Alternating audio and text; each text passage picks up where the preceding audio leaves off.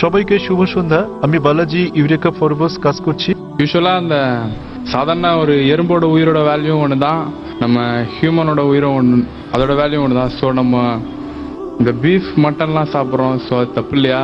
தென் வந்து பார்த்தீங்கன்னா இந்த ஹிந்து முஸ்லீம் கிறிஸ்டின் மூணு, இந்த பகவத்கீதை ப்ளஸ் பைபிள் தென் குரான் மூணு கேஸ்டும் ஃபைனலாக எல்லா உயிர்களிடத்து அன்பு செலுத்துங்க தான் சொல்கிறாங்க. ஸோ முஸ்லீம் மட்டும் ஸ்பெஷலாக நீங்கள் சொல்கிறது சரியா புரியல। ভাই একটা প্রশ্ন করেছেন যে একটা পিঁপড়া মারা অন্যায়, যদিও পিঁপড়া ক্ষতিকর হতে পারে, কিন্তু আরো বৃহৎ দৃষ্টিতে দেখতে গেলে মুসলমানরা যা করে তা হলো গরু এবং অন্যান্য পশু হত্যা করে। ওনার মতে মুসলমানরা অনেক বেশি গরুর মাংস, খাসির মাংস ইত্যাদি খায়। তো এটা কি অন্যায় নয়? কারণ গীতা, বাইবেল, কোরআন সব জায়গায় বলা আছে যে আপনাকে সকল প্রাণীর প্রতি দয়া দেখাতে হবে, কিন্তু এটা করা হচ্ছে না। ভাই যে প্রশ্নটা করলেন যে একটা পিঁপড়া মারাও অন্যায় এবং জীবন্ত প্রাণী মারাও অন্যায়, তো কেন মুসলিমরা মাংস খায়, গরু, খাসি ইত্যাদি, এটা কি অন্যায় নয়? আমাদের কি দয়া দেখানো উচিত নয়? আমি ভাইয়ের প্রশ্নের প্রথম অংশের সাথে একমত এবং এটা বুঝি যে তিনি ইংরেজি বুঝতে পারেন, যদিও বলতে পারেন না। আমাদের মধ্যে অনেক লোক আছেন যারা ইংরেজি বুঝতে পারেন, যদিও বলতে পারেন না, বাংলাতে প্রশ্ন করেন। তা আমার মনে হয় বাংলাতে বললেও ভাই বুঝবেন, যদিও তিনি ইংরেজিতে প্রশ্নটা করেননি কারণ তিনি তামিল ভাষাতে বেশি সাবলীল। হত্যার ব্যাপারে যে কোনো প্রাণীকে বিনা কারণে হত্যা করা অন্যায় ইসলাম ধর্মে। এমনকি ইসলামেও কোনো জীবন্ত প্রাণীকে অপ্রয়োজনে হত্যা করা পাপ। এ বিষয়ে একটা হাদিস আছে, নবী বলেছেন যখন এক লোক বনে আগুন জ্বালাচ্ছিল, নবী বললেন এখানে আগুন জ্বালানোর কারণে এখানে পিঁপড়া আছে, অন্য জায়গায় জ্বালো। এর মানে হচ্ছে নবী নিজেও চিন্তিত ছিলেন যে বনে আগুন জ্বালালে পিঁপড়া মারা যেতে পারে। তিনি সেই সাহাবাকে জায়গা বদলাতে বললেন যাতে পিঁপড়া না মারা যায়। এবার আপনার মূল প্রশ্নে আসি, কেন মুসলিমরা মাংসাশী প্রাণী হত্যা করে, মাংস খায় ইত্যাদি। প্রথমে আমি আপনাকে বলবো যে একজন মুসলমান 100% নিরামিষী হয়েও একজন খাঁটি মুসলমান হতে পারেন। মাংস খাওয়াটা আবশ্যিক নয় ইসলামে, কিন্তু যেহেতু আমাদের সৃষ্টিকর্তা আল্লাহ সুবহানাহু ওয়া তাআলা অনুমতি দিয়েছেন মাংস খাওয়ার জন্য, কেন তো আমরা খাবো না? আপনি যদি ভেবে দেখেন, পবিত্র কোরআনে বলা আছে সূরা মাইদা অধ্যায় 5 আয়াত নম্বর 1 যে তোমাদের জন্য বৈধ হলো চতুষ্পদ পশু। তাহলে চতুষ্পদ পশু খাওয়া আমাদের জন্য বৈধ। কোরআন বলছে সূরা নাহল অধ্যায় 16 আয়াত নম্বর 5 যে সর্বশক্তিমান আল্লাহ তোমাদের জন্য বৈধ করেছেন গবাদি পশুর মাংস। এবং আরো অন্যান্য জায়গায় সূরা মুমিনুন অধ্যায় 23 আয়াত নম্বর 21, আরো অনেক জায়গায়। এখন আমরা যদি বৈজ্ঞানিকভাবে বিশ্লেষণ করি, এমন কোনো নিরামিষ খাবার নেই যাতে মানুষের প্রয়োজনীয় সকল উপাদান রয়েছে। মানুষের দরকার হয় অ্যামিনো অ্যাসিড, 21 ধরনের অ্যামিনো অ্যাসিডের দরকার হয়, যার মধ্যে অধিকাংশই শরীরে উৎপন্ন হয়, কিন্তু 8টি খাবারের মাধ্যমে জারিত করা হয়। এদেরকে বলা হয় 8টি আবশ্যকীয় অ্যামিনো অ্যাসিড। আমার জানা মতে এমন কোনো শাকসবজি নেই যাতে 8 ধরনের অ্যামিনো অ্যাসিড আছে। তাই এমন কোনো শাকসবজি নেই যেটাকে বলা হয় সম্পূর্ণ খাদ্য। সুতরাং এগুলো আমিষ জাতীয় খাবার থেকেই সংগ্রহ করতে হবে। আপনি যদি আরো বিশ্লেষণ করে দেখেন, আমিষ জাতীয় খাবার এটা পুষ্টিকর, ভিটামিন কে তে ভরপুর। আর আরো গভীরভাবে দেখলে যদি আপনি দেখেন তৃণভোজী প্রাণীদের দাঁত, গরু, ছাগল, ভেড়া, তাদের দাঁত সমান। তারা শুধু শাকসবজি খায়, শুধু ঘাস খেতে পারে, মাংস খেতে পারে না। আপনি যদি মাংসাশী প্রাণীদের দাঁতগুলো দেখেন, বাঘ, সিংহ, নেকড়ে, চিতা, তাদের সবার সুচালো দাঁত আছে, কুকুরের দাঁতের মতো। এই প্রাণীদেরকে বলা হয় মাংসাশী প্রাণী। তারা শুধু মাংস খায়, তারা শাকসবজি খায় না। আপনি যদি মানুষের দাঁতগুলো ভালো করে দেখেন, আয়নার সামনে গিয়ে, মানুষের আছে সমান দাঁত, আবার সুচালো দাঁতও আছে। যদি সর্বশক্তিমান ঈশ্বর চাইতেন যে আমরা শুধু শাকসবজি খাবো, তাহলে কেন তিনি আমাদের এই সুচালো দাঁত দিলেন? কেউ বলতে পারেন কেন?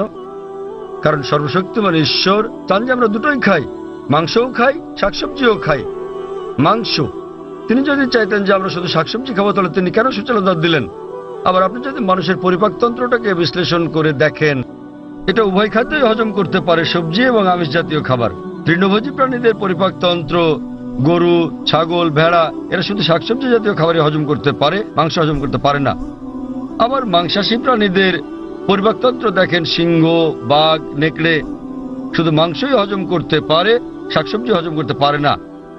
কিন্তু মানুষের পরিপাকতন্ত্রে আছে ক্ষুদ্রান্ত্র এবং বৃহদান্ত্র, এটা উভয় খাদ্য হজম করতে পারে, সবজি আবার আমিষ জাতীয় খাবার, মাংস জাতীয় খাবার। সর্বশক্তিমান ঈশ্বর যদি চাইতেন আমরা খাঁটি নিরামিষী হই, কেন তিনি আমাদের এমন পরিপাকতন্ত্র দিলেন যা উভয় খাদ্য হজম করতে পারে? কিন্তু এটাই স্বাভাবিক। তো আপনি ভেবে দেখেন যে সর্বশক্তিমান ঈশ্বর মানুষকে এমন ভাবে সৃষ্টি করেছেন যেন তারা সবজিও খেতে পারে আবার মাংসও খেতে পারে, নিরামিষ এবং আমিষও। আর অনেক লোকেরই ভুল ধারণা একটা আছে যে অধিকাংশ ধর্মই আমিষ জাতীয় খাবার খেতে নিষেধ করেছে। আবার হিন্দুদের অনেকেই একটা ভুল ধারণার শিকার, তারা মনে করেন যে হিন্দুত্ববাদ আমিষ জাতীয় খাদ্য খাওয়া নিষেধ করে থাকে। আসলে আপনি যদি হিন্দু ধর্মগ্রন্থগুলো পড়েন, যদি পড়েন মনুস্মৃতি অধ্যায় নম্বর 5 অনুচ্ছেদ 30, এতে আছে ঈশ্বর কিছু প্রাণীকে সৃষ্টি করেছেন খাওয়ার জন্য আর কিছু প্রাণীকে খাদ্য হওয়ার জন্য। তাই যারা খাবার হিসেবে তৈরি প্রাণী খেয়ে থাকেন তারা কোনো পাপ করছেন না। আবার মনুস্মৃতিতে উল্লেখ আছে অধ্যায় নম্বর 5 অনুচ্ছেদ 39, সর্বশক্তিমান ঈশ্বর প্রাণীদের সৃষ্টি করেছেন উৎসর্গ করার জন্য। তা যদি এই প্রাণীদেরকে খেয়ে থাকেন কোনো পাপ করছেন না। মনুস্মৃতি অধ্যায় 5 অনুচ্ছেদ 41 আছে যে উৎসর্গের প্রাণীদেরকে হত্যা করা কোনো পাপ নয়। হিন্দু ধর্মের গ্রন্থগুলোতে এরকম অনেক উক্তি আছে যেখানে আমিষ জাতীয় খাবার খাওয়ার কথা বলা হয়েছে। আপনি যদি পড়েন মহাভারত অনুশাসন পর্ব অধ্যায় 88, যুধিষ্ঠির, যিনি পাণ্ডব ভাইদের মধ্যে সবার বড়, তিনি ভীষ্মকে জিজ্ঞেস করলেন যে যজ্ঞতে অর্থাৎ পূজাতে আমরা কি উৎসর্গ করতে পারি যাতে আমাদের পূর্বপুরুষেরা সন্তুষ্ট হবেন। ভীষ্ম উত্তর দিলেন যে যজ্ঞতে পূজাতে তুমি যদি লতাপাতা গাছপালা দাও তাহলে আমাদের পূর্বপুরুষেরা 1 মাসের জন্য সন্তুষ্ট হবেন, যদি মাছ দাও তাহলে সন্তুষ্ট থাকবেন 2 মাসের জন্য, তুমি যদি তাদের মাংস দাও 3 মাস, যদি খরগোশ দাও তাহলে 4 মাস, যদি ছাগল দাও তো 5 মাস, যদি শূকর দাও 6 মাস, আর যদি হরিণ দাও তাহলে 6 মাস, যদি পাখি দাও 7 মাস। আর এভাবে তালিকাটা বড় হতে থাকে। এরপর বলা আছে যে একটা ষাঁড় যজ্ঞতে দিলে 11 মাস, একটা গরু জবাই করলে পূর্বপুরুষেরা পুরো 1 বছরের জন্য সন্তুষ্ট থাকবেন। আর তুমি যদি একটা গন্ডার উৎসর্গ করো আমাদের পূর্বপুরুষেরা সর্বদাই সন্তুষ্ট থাকবেন। মহাভারতে এই পুরো মেনুটাই দেওয়া আছে। তা যদি বেদ এবং অন্য হিন্দু ধর্মগ্রন্থগুলো পড়েন, তাদের ঋষি এবং ধর্মযাজকেরা আমিষ খেয়েছেন, এমনকি গরুর মাংস। কিন্তু অনেক হিন্দুকেই আপনি বলতে শুনবেন যে আমিষ খাওয়া নিষিদ্ধ, কারণ তারা অহিংসা আন্দোলনের দ্বারা প্রভাবিত হয়েছেন। আপনারা জানেন জৈন এবং আরো যারা এই অহিংসাতে বিশ্বাস করেন তারা বলেন যে জীবিত প্রাণী হত্যা করা নিষিদ্ধ, তাই পশু হত্যা এটা পাপ। আমি এর সাথে একমত যে কোনো প্রাণীকে হত্যা করা বিনা প্রয়োজনে করলে পাপ। কিন্তু আপনি যদি বলেন যে জীবিত প্রাণী হত্যা করা মাত্রই পাপ, তাহলে আমি বলি যে এই যে গাছপালাগুলো আছে এদেরও জীবন আছে। আগে আমরা জানতাম না যে উদ্ভিদের জীবন আছে, তাই তারা বলতো যে গাছ কাটা ঠিক আছে। আজকে আমরা জানি যে এমনকি গাছেরও প্রাণ আছে। তখন তাদের যুক্তি পাল্টে বলে, জাকির ভাই গাছের প্রাণ আছে ঠিকই, কিন্তু গাছ ব্যথা অনুভব করে না, তাই গাছকে হত্যা করা সবজি খাওয়া আমিষ বা মাংস খাওয়ার তুলনায় অনেক কম অন্যায়।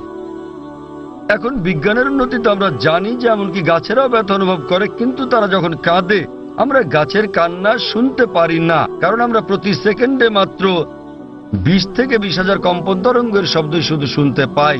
এর চেয়ে কম বা বেশি আমরা শুনতে পারি না। তাহলে দেখা যাচ্ছে যে গাছেরাও কাঁদে, কিন্তু আমরা গাছের কান্না শুনতে পারি না। গাছ ব্যথা অনুভব করে, বিজ্ঞান আমাদের বলছে। তখন যুক্তি পাল্টে যে হ্যাঁ হ্যাঁ ভাই জাকির, আমরা বুঝলাম যে গাছেরও প্রাণ আছে, তাদেরও ব্যথা লাগে, কিন্তু ব্যাপারটা হলো যে গাছের 2-3টা ইন্দ্রিয় আছে, প্রাণীদের আছে 5টা ইন্দ্রিয়, তাই প্রাণী হত্যা করা আরো বড় পাপ।